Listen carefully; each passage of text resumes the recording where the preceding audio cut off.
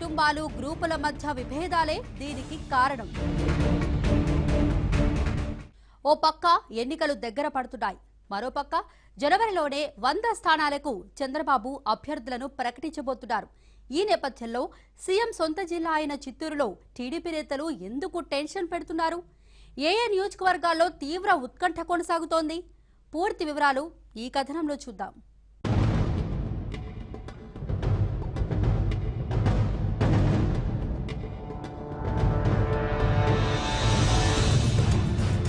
CM Chandrababu సొంత జిల్లా చిత్తూరులో ఎన్నికల హడావుడి పెరిగింది. ఇప్పటికే 4-5 నియోజకవర్గాలకు అభ్యర్థులు ఎవరన్నది ఖరారైపోయింది. దీంతో వారక్కడ ఎన్నికల ప్రచార కార్యక్రమాలను కూడా చేపట్టారు. ఇక మిగిలిన నియోజకవర్గాల్లో టికెట్లు ఆశిస్తున్న ఆశావహుల సంఖ్య అంతకంతకు పెరుగుతోంది. జిల్లాలో మొత్తం 14 నియోజకవర్గాలుంటే అందులో మదనపల్లె, నగరి నియోజకవర్గాలకు ఇన్ఛార్జీల నియామకం జరగలేదు.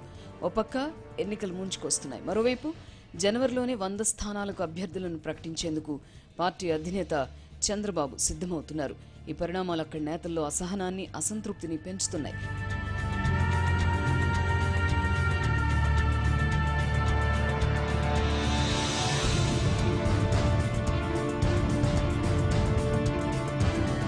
చిత్తూరు జిల్లాలో 14 నియోజకవర్గాలుంటే 2014 ఎన్నికల్లో 6 స్థానాలను టీడీపీ, 8 స్థానాలను వైఎస్ఆర్ కాంగ్రెస్ పార్టీ దక్కించుకున్నాయి. ఆ తర్వాత పలమనేరులో వైఎస్ఆర్ కాంగ్రెస్ పార్టీ నుంచి ఎన్నికైన అమరనాథ్ రెడ్డి టీడీపీలోకి చేరారు. దీంతో జిల్లాలో 2 పార్టీల ఎమ్మెల్యేల సంఖ్య సరిసమానమైంది. ఓడిపోయిన నియోజకవర్గాలకు అప్పట్లో ఎవరైతే పోటీ చేశారో వారినే ఇన్ఛార్జీలుగా కొన్నాళ్లు కొనసాగించారు. పూతలపట్టుకు లలిత కుమారి, గంగాధర నెల్లూరుకు గుమ్మడి కుతూహలమ్మ, పీలేరుకు ఇక్బాల్ అహ్మద్, పుంగనూరుకు వెంకటరమణరాజు, పలమనేరుకు ఆర్వీఎస్ బోస్, చంద్రగిరికి గల్లా అరుణకుమారి, నగరికి గాలి ముద్దుకృష్ణమనాయుడు గతంలో ఇన్ఛార్జీలుగా కొనసాగారు. గత ఎన్నికల్లో మదనపల్లి సీటును నాటి పొత్తులో భాగంగా బీజేపీకి ఇచ్చారు. ఆ పార్టీకి చెందిన చల్లపల్లె నరసింహారెడ్డి పోటీ చేసి ఓడిపోయారు. నాటి నుంచి ఆ నియోజకవర్గానికి టీడీపీ ఇన్ఛార్జిగా ఎవరిని నియమించలేదు. గంగాధర నెల్లూరులో కుతూహలమ్మ కుమారుడు హరికృష్ణకు బాధ్యతలు అప్పగించారు. పలమనేరులో అమరనాథ్ రెడ్డి టీడీపీలోకి చేరడంతో అక్కడ ఆర్వీఎస్ బోస్ను పక్కకి తప్పించారు. 2019 ఎన్నికల్లో పొంగనూరు అభ్యర్థిగా మంత్రి అమరనాథ్ రెడ్డి మరదలు అనీషారెడ్డిని ప్రకటించారు. దీంతో వెంకటరమణరాజుకు ఇన్ఛార్జి పదవి పోయింది. చంద్రగిరి నుంచి పోటీలో ఉండబోనని గల్లారున తప్పుకున్న సంగతి తెలిసిందే. ఈ తరుణంలో జిల్లా టీడీపీ అధ్యక్షుడు పులివర్తి నానిని చంద్రగిరి ఇన్ఛార్జిగా నియమించారు. మాజీ సీఎం కిరణ్ కుమార్ రెడ్డి సోదరుడు నల్లారి కిషోర్ కుమార్ రెడ్డిని పార్టీలోకి తీసుకుని పీలేరు అభ్యర్థిగా ప్రకటించారు. నగరి విషయానికి వస్తే ముద్దుకృష్ణం అకాల మరణం తర్వాత ఇంకా అక్కడ పార్టీ బాధ్యతలను ఎవరికీ అప్పగించలేదు.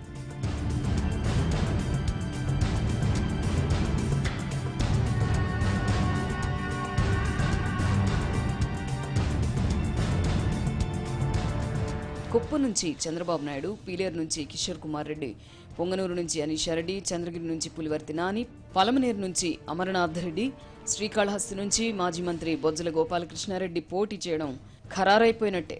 చిత్తూరు జిల్లా నుంచి డీకే సత్యప్రభ, తిరుపతి నుంచి సుగుణమ్మ, తమ్మళ్లపల్లి నుంచి శంకర్ యాదవ్, సత్తివేడు నుంచి తలార ఆదిత్యలకు మళ్లీ అవకాశం ఇస్తారో లేదో చూడాలి. అలానే పూతలపట్టు, గంగాధర నెల్లూరు నియోజకవర్గాల ఇన్ఛార్జీలకు టికెట్లు దక్కుతాయో లేదోననే చర్చ సాగుతోంది.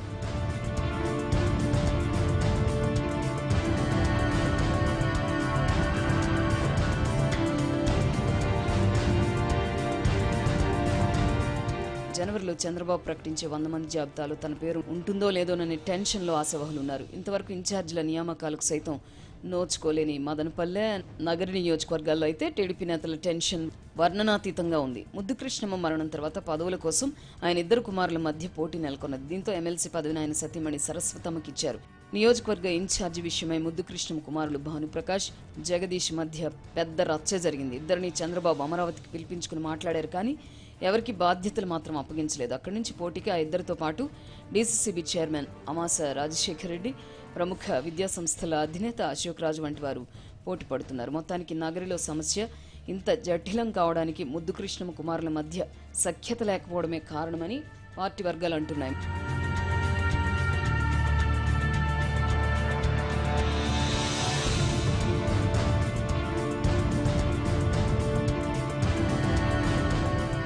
మదనపల్లిలో టికెట్ ఆశావహులు డజన్కు పైగానే ఉన్నారు. మాజీ ఎమ్మెల్యే దొమ్మలపాటి రమేష్, మాజీ ఎమ్మెల్సీ బి నరేష్ కుమార్ రెడ్డిలతో పాటు రామదాస్ చౌదరి, బోడపాటి శ్రీనివాస్, బొమ్మనచెరు శ్రీరాములు, రాటకొండ బాబురెడ్డి, కొడవలి శివప్రసాద్ వంటి వారు టికెట్ రేసులో ఉన్నారు. దీంతో అక్కడ కూడా ఇన్ఛార్జ్ నియామకం పెండింగ్లో పెట్టారు. ముఖ్యులను చంద్రబాబు అమరావతికి పిలిపించుకుని మాట్లాడారు. తమ ముగ్గురులో ఎవరికి టికెట్ ఇచ్చినా పర్వాలేదని దొమ్మలపాటి రమేష్, నరేష్ కుమార్ రెడ్డి, రామదాస్ చౌదరిలు స్పష్టం చేశారు. ఈ పరిణామాలను తలుచుకుంటూ మదనపల్లి నేతలు కూడా టెన్షన్ పడుతున్నారు. మరి ఈ నియోజకవర్గాల గురించి చంద్రబాబు మనసులో ఏముందో, ఇంకెప్పుడు ఇన్ఛార్జీలను ప్రకటిస్తారో చూద్దాం.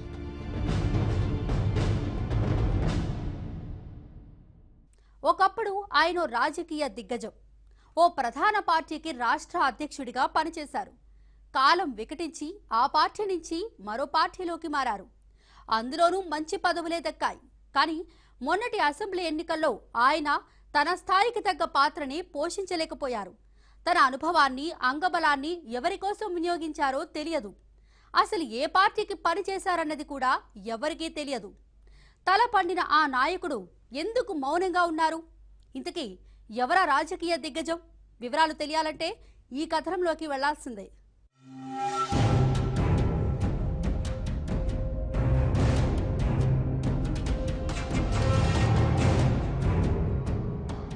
నిజామాబాద్ జిల్లాకు చెందిన ధర్మపురి శ్రీనివాస్ తెలంగాణ రాష్ట్రంలో సీనియర్ నేతల్లో ఒకరు.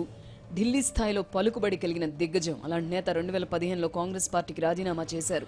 టీఆర్ఎస్ తీర్థం పుచ్చుకున్నారు. కేసీఆర్తో ఉన్న సాన్నిహిత్యం వల్ల పదవులతో పాటు మర్యాదలు లభించాయి. పార్టీలో చేరిన వెంటనే ప్రభుత్వ ప్రత్యేక సలహాదారుడిగా నియమించారు కేసీఆర్. కొంతకాలానికి రాజ్యసభ సభ్యుడిగా కూడా అవకాశం ఇచ్చారు.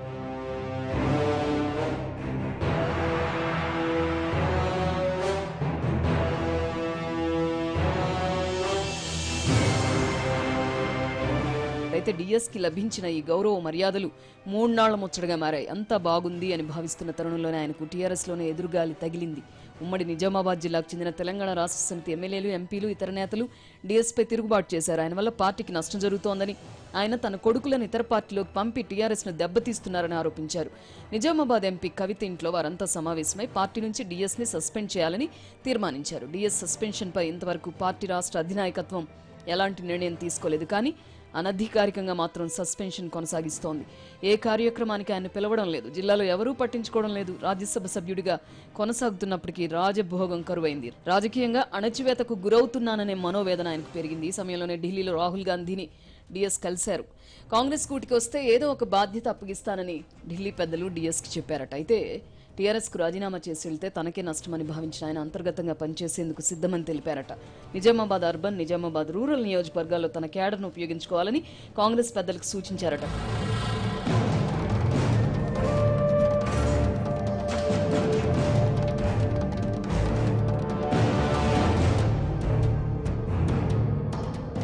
కాంగ్రెస్ వైపు డిఎస్ మొగ్గు చూపుతున్నారని తెలియడంతో టీఆర్ఎస్ నేతలు ఆయన పూర్తిగా దూరం పెట్టారు. మొన్నటి ఎన్నికల్లో ఆయనకు కనీస గుర్తింపు కూడా ఇవ్వలేదు. పేరుకు మాత్రమే ఎంపీ, కానీ టీఆర్ఎస్ నేతలు ఆయన్ని ఏ రకంగానూ వాడుకోలేదు. కనీసం ప్రచారాలకు సైతం పిలవలేదు. డిఎస్ సామాజిక వర్గమైన 300 కాపులను ఆకట్టుకోవడానికి మరో మార్గాన్ని ఎంచుకున్నారు. డిఎస్కు వ్యతిరేకంగా మరో సంఘాన్ని ఏర్పాటు చేశారు. ఆ సామాజిక వర్గంలోని చిన్న చిన్న సంఘాలను కూడా కలుపుకుపోయారు. పైగా నిజామాబాద్ అర్బన్లో 300 కాపు సామాజిక వర్గానికి చెందిన ఎండల లక్ష్మీనారాయణ బీజేపీ అభ్యర్థిగా పోటీ చేశారు. దీంతో 300 కాపుల్లోని కొందరు లక్ష్మీనారాయణ వెంట వెళ్లగా మరికొందరు టీఆర్ఎస్ కు జై కొట్టారట. దీంతో కాంగ్రెస్ అభ్యర్థి తాహిర్ బిన్ హందాన్కు ఉపయోగపడేలా డిఎస్ చక్రం తిప్పలేకపోయారని కాంగ్యూలే కస్సుమంటున్నారు. నిజామాబాద్ రూరల్ నియోజకవర్గంలో కూడా కాంగ్రెస్ అభ్యర్థి డాక్టర్ భూపతి రెడ్డికి డిఎస్ ద్వారా ఒరిగింది ఏం లేదట. వాస్తవానికి ఇక్కడ టీఆర్ఎస్ అభ్యర్థి బాజిరెడ్డి గోవర్ధన్తో డిఎస్కు విభేదాలున్నాయి. ఆయన్ని ఓడించాలనే లక్ష్యంతోనే డిఎస్ వివిధ రకాల ప్రయత్నాలు చేశారు. అయితే చివరికి ఫలితం మాత్రం టీఆర్ఎస్కు అనుకూలంగా వచ్చింది. దీంతో డిఎస్ మరింత డీలా పడ్డారట. తన వెంట వస్తారని భావించిన కాంగ్రెస్ శ్రేణులు టీఆర్ఎస్లోని అసంతృప్తులు చేయిచ్చారని ఆవేదన చెందుతున్నారట.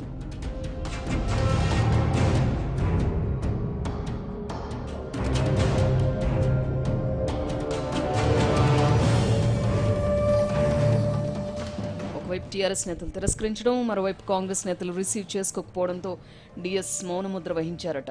ఎన్నికల్లో ఏదో చేసేస్తాడని భావించగా కనీసం ఉనికి కూడా చాటుకునే ప్రయత్నం చేయలేదని ఆ రెండు పార్టీల నేతలు చర్చించుకుంటున్నారు. దీంతో ఏ పార్టీలోనూ పనిచేయలేక, ఏ కార్యక్రమంలోనూ పాల్గొనలేక డిఎస్ ఇబ్బందులు పడుతున్నారు. హైదరాబాద్లోనే ఉంటున్నారు. అడపాదడప నిజామాబాద్ వచ్చి వెళ్తున్నా అనుచరుల హంగామా, కార్యకర్తల సందడి కనిపించడం లేదు. మాట్లాడే విషయాలు లేక, మాట్లాడడానికి అవకాశం రాక మౌనంగా ఉంటున్నారు. రాష్ట్ర రాజకీయాల్లో వెలుగు వెలిగిన డిఎస్ ఇప్పుడు ఇలా మౌనం దాల్చడమే ప్రస్తుతం నిజామాబాద్ జిల్లాలో హాట్ టాపిక్. మరి ఈ నిశ్శబ్దాన్ని ఆయన ఎప్పుడు ఎలా బద్దలు చేస్తారో, ఫ్యూచర్లో ఏ నిర్ణయం తీసుకుంటారో వేచి చూడాలి.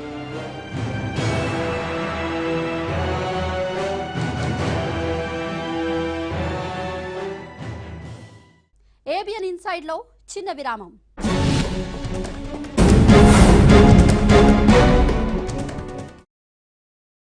ఆళ్లగడ్డలో ఆధిపత్య రాజకీయం వేడి పుట్టిస్తోంది. తెలుగుదేశం పార్టీ సీనియర్ నేత ఇరిగెల రాంపుల్లారెడ్డి అకస్మాత్తుగా టీడీపీకి గుడ్ బై చెప్పాలని నిర్ణయించుకున్నారు. వచ్చే ఎన్నికల్లో వైసీపీ తరపున పోటీ చేసేందుకు గంగుల ప్రభాకర్ రెడ్డి తనయుడు విజేంద్రనాథ్ రెడ్డి పూర్తి స్థాయిలో గ్రౌండ్ వర్క్ చేసుకుంటున్నారు. అయితే వైఎస్ఆర్ కాంగ్రెస్ పార్టీలో చేరేందుకు రెడీ అయిన ఇరిగెల రాంపుల్లారెడ్డి కూడా 2019 ఎన్నికల్లో అసెంబ్లీ బరిలోకి దిగుతారని చెబుతున్నారు. దీంతో ఆళ్లగడ్డ వైసీపీ అభ్యర్థిత్వంపై గందరగోళం నెలకొన్నది. ఆసక్తి రేపుతున్న ఆళ్లగడ్డ తాజా రాజకీయం గురించి ఈ కథనంలో తెలుసుకుందాం.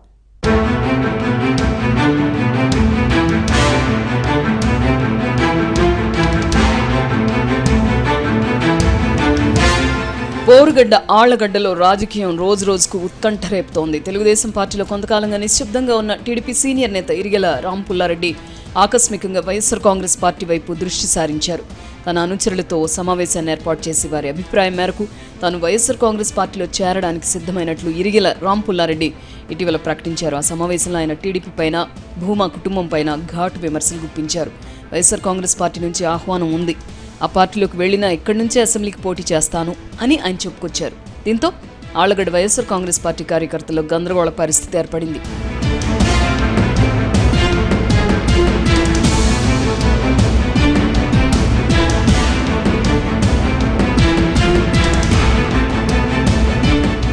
ఎమ్మెల్సీ గంగుల ప్రభాకర్ రెడ్డి కుమారుడు విజేంద్రనాథ్ రెడ్డి వచ్చే ఎన్నికల్లో వైఎస్ఆర్ కాంగ్రెస్ పార్టీ పక్షాన ఎమ్మెల్యేగా పోటీ చేసేందుకు ఉత్సాహం ప్రదర్శిస్తున్నారు. గత 3 ఏళ్ల నుంచి ఇందుకోసం గ్రౌండ్ వర్క్ చేసుకుంటున్నారు. విజేంద్రనాథ్ రెడ్డి అసెంబ్లీ అభ్యర్థిగా పోటీ చేస్తారని ఆళ్లగడ్డ వైఎస్ఆర్ కాంగ్రెస్ పార్టీ కార్యకర్తలు కూడా దాదాపుగా ఫిక్స్ అయ్యారు. ఈ క్రమంలో ఇరిగెల రాంపుల్లారెడ్డి అనూహ్యంగా జగన్ పార్టీ గూటికి చేరేందుకు రంగం సిద్ధం చేసుకుంటున్నారు. దశాబ్దాల క్రితం నుంచి రాజకీయంగా బద్ధశత్రువులైన ఇరిగెల, గంగుల కుటుంబాలు ప్రస్తుతం ఒకే రాజకీయం వైపు ఉండడం ఆసక్తికర అంశం. ఇరిగెల రాంపుల్లారెడ్డి వైఎస్ఆర్ కాంగ్రెస్ పార్టీ అభ్యర్థిగా పోటీ చేసినట్టయితే గంగుల విజేంద్రనాథ్ పరిస్థితి ఏమిటని ప్రస్తుతం ఆళ్లగడ్డలో వేడివేడిగా చర్చ జరుగుతోంది.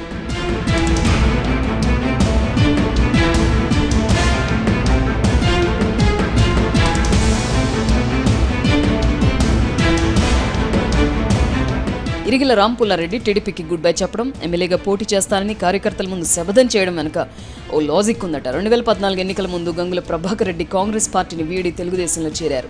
అప్పటికి కొన్నేళ్ల క్రితం నుంచి టీడీపీలో ఉన్న రాంపుల్లారెడ్డి వర్గం అంతర్గతంగా గంగుల రాకను అడ్డుకుందట. ఈ తరుణంలో రాజ్యసభ సభ్యుడు సీఎం రమేష్ జోక్యం చేసుకున్నారట. ఇరిగెల రాంపుల్లారెడ్డి, గంగుల ప్రభాకర్ రెడ్డిలను ఏకం చేశారట. 2014 ఎన్నికల్లో ఆళ్లగడ్డ టీడీపీ అభ్యర్థిగా ఇరిగెల రాంపుల్లారెడ్డి పోటీ చేస్తారని అప్పట్లో అందరూ భావించారు. కానీ ఊహించని ట్విస్ట్ చోటు చేసుకుంది.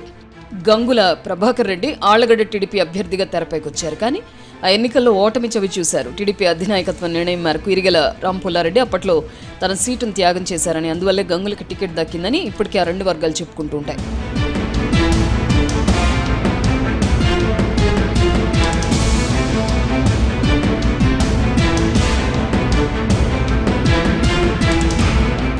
రెండు 2014లో గంగుల ప్రభాకర్ రెడ్డి కోసం టికెట్ వదులుకున్నాను, ఇప్పుడు ఆయన నా కోసం టికెట్ త్యాగం చేస్తే వైఎస్ఆర్ కాంగ్రెస్ పార్టీ పక్షాన పోటీ చేసి గెలుస్తాను అని ఇరిగెల రాంపుల్లారెడ్డి తన సన్నిహితులతో అన్నారట. ఈ విషయంపై ఈ మధ్య ఓ దఫా గంగులతో కూడా ఆయన చర్చించినట్లు వినికిడి. వైఎస్ఆర్ కాంగ్రెస్ పార్టీలోకి రాంపుల్లారెడ్డి రావడానికి సిద్ధపడ్డం, ఆళ్లగడ్డ టికెట్ ఆశిస్తూ ఉండడం వంటి అంశాలు జగన్ దృష్టికి కూడా వెళ్లాట. గంగుల, ఇరిగెల రాంపుల్లారెడ్డి ఒక అవగాహనకు వచ్చాకే అభ్యర్థిత్వంపై ఆలోచిస్తానని జగన్ వెల్లడించినట్టుగా సమాచారం. వైఎస్ఆర్ కాంగ్రెస్ పార్టీలోకి ఇరిగెల రాకను గంగుల ఆహ్వానిస్తారా, ఇద్దరు ఒకటవుతారా లేదా అనే విషయాలు ప్రస్తుతానికి చిక్కుముళ్లుగా ఉన్నాయి.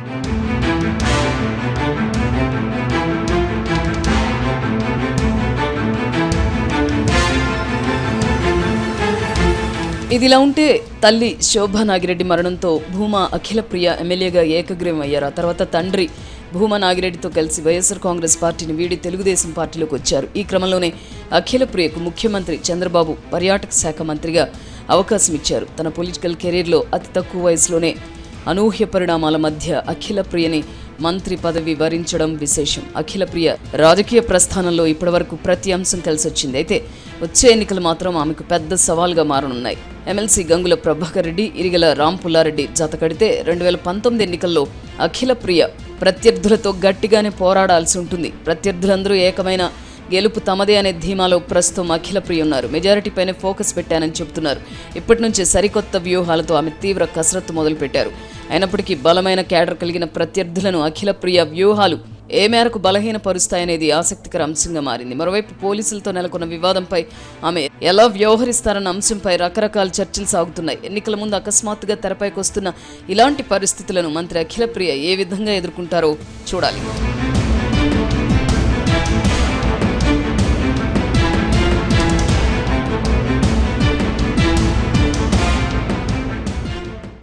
ఏబిఎన్ ఇన్సైడ్లో మరో చిన్న విరామం.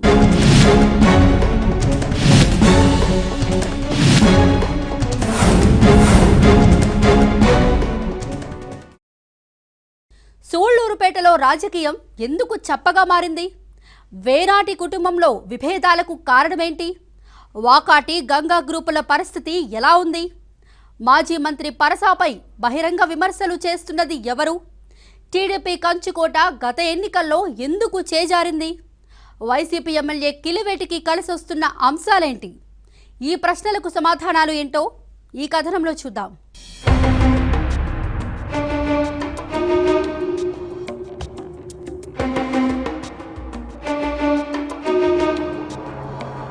పొట్టి శ్రీరాములు నెల్లూరు జిల్లాలో సూళ్లూరుపేటకు ప్రత్యేకత ఉంది. ఇక్కడికి కూతవేటు దూరంలో షార్ అంతరిక్ష కేంద్రం ఉంది. నిత్యం సందడిగా ఉంటుంది. రాజకీయంగానూ ఈ ప్రాంతానికి ఘనమైన చరిత్రే ఉంది. ఇక్కడున్న శ్రీ చెంగాళమ్మ పరమేశ్వరీదేవి ఆలయము ఎంతో ప్రాచుర్యం పొందింది. ఈ ఎస్సీ రిజర్వ్డ్ నియోజకవర్గంలో ఆసక్తికర రాజకీయాలు సాగుతుంటాయి. అయితే పెత్తనం చేసే పెద్దలు మౌనంగా ఉండడంతో ప్రస్తుత రాజకీయం చప్పగా మారింది.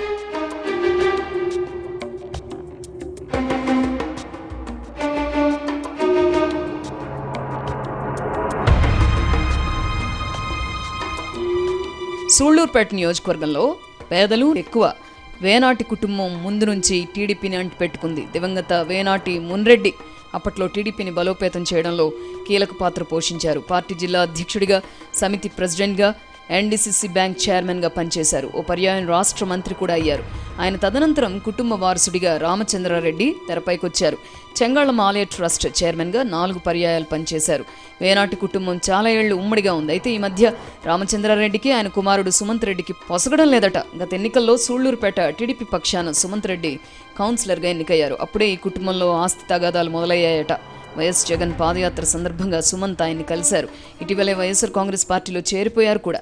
తండ్రి టీడీపీలో కీ రోల్ పోషిస్తుంటే కొడుకేమో వైఎస్ఆర్ కాంగ్రెస్ పార్టీలో కీలకంగా ఎదుగుతున్నారు. మంత్రి నారాయణతో పాటు ముఖ్య నేతల్ని టార్గెట్ చేస్తూ విమర్శలు చేస్తున్నారు. సోషల్ మీడియాలో టీడీపీ వ్యతిరేక పోస్టులతో సుమంత్ ఊదరగొడుతున్నారు. కుమారుడి తీరు రామచంద్రారెడ్డికి తలనొప్పిగా మారింది.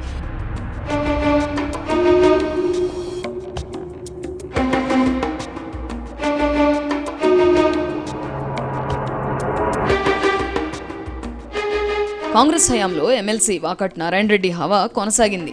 తర్వాత ఆయన టీడీపీలో చేరారు. ఇప్పుడు ఆయన జైల్లో ఉండడంతో ఆయన వర్గీయులు కామ్గా ఉంటున్నారు. వచ్చే ఎన్నికల్లో వారు ఎటు మొగ్గుతారో అన్నది ఉత్కంఠగా మారింది. ప్రముఖ పారిశ్రామికవేత్త గంగా ప్రసాద్ కూడా ఈ ప్రాంతంలో తన హవా చాటుకునేవారు. ప్రస్తుతం ఆయన కూడా సైలెంట్ అయిపోయారు. వెంకటగిరి ఎమ్మెల్యే కురుగుండ్ల రామకృష్ణతో వియ్యం అందుకున్నది మొదలు గంగా ప్రసాద్ వెంకటగిరిపై ఫోకస్ పెట్టారట. దీంతో సూళ్లూరుపేట వర్గీయులు ఎటు మొగ్గు చూపుతారో చూడాలి.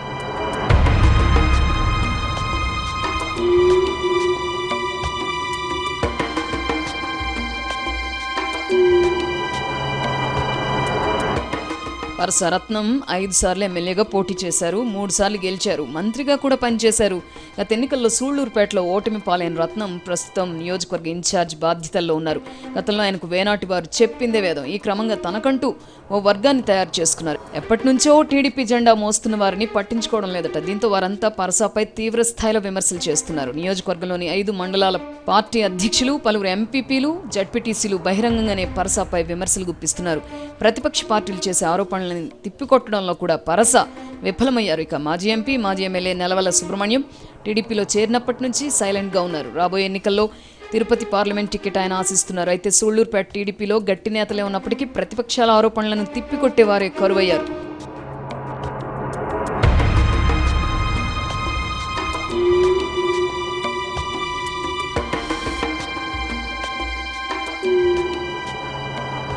టీడీపీలో ఎవరికి వారే సైలెంట్గా ఉండడం, ముఖ్య నేతల మధ్య అనైక్యత వంటివి Sullurupeta YSR Congress party MLA Kaliveti సంజీవయ్యకి కలిసొస్తుంది.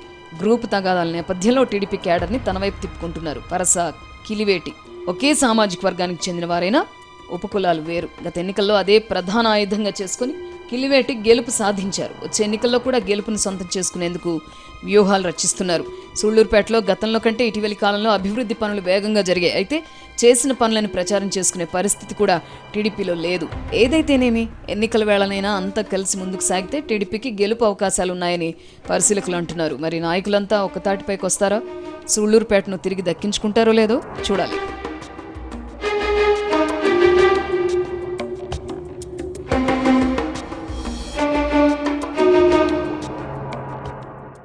ఇదండి ఇవాల్టి ఇన్సైట్. రేపు మరిన్ని ఆసక్తికర కథనాలతో మీ ముందుంటారు. చూస్తూనే ఉండండి ABN ఆంధ్రజ్యోతి.